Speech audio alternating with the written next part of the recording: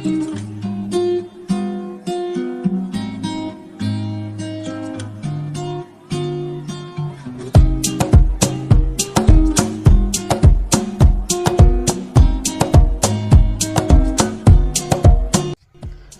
અહીં આવેલું છે ખોડિયાર માતાજીનું મંદિર, જે ગઢધરા તરીકે ઓળખાય છે।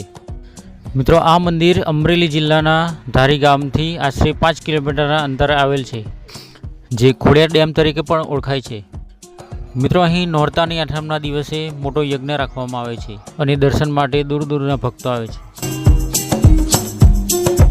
મિત્રો અહીંના ઇતિહાસની વાત કરીએ તો અહીં બહુ સમય પહેલાં એક રાક્ષસ હતો। તે રાક્ષસનો સંહાર કરીને 7 બહેનોએ ખંડાળિયામાં ખાડી નાખ્યો હતો। ત્યારબાદ ખોડિયાર માતાજીએ પોતાનો મનુષ્ય દેહ તે ધરામાં ગાળી નાખ્યો હતો। તે માત્ર ગળાનો જ અંશ દેખાતો રહ્યો, તેથી તે ગળધરા કહેવાયું। અહીં સ્વયંભૂ ગળું બિરાજમાન છે। અહીં માનવ મસ્તિષ્કની પૂજા થાય છે।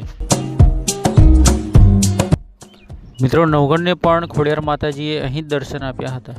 મિત્રો નવગણ ઈસવીસન 1025માં ખોડિયાર માની માનતાથી આવેલ પુત્ર હતો।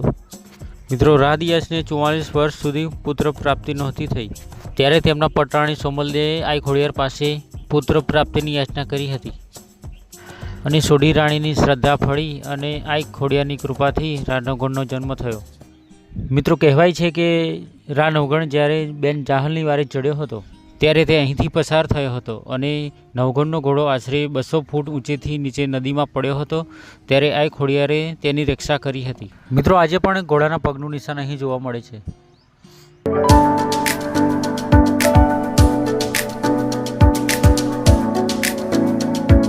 મિત્રો આશા રાખું છું કે વિડીયો તમને ગમ્યો હશે। મિત્રો વિડીયો ગમ્યો હોય તો ચેનલને સબસ્ક્રાઈબ અને વિડીયોને લાઇક કરી દેજો અને કોમેન્ટમાં જય ખોડિયારમાં જરૂર લખી દેજો।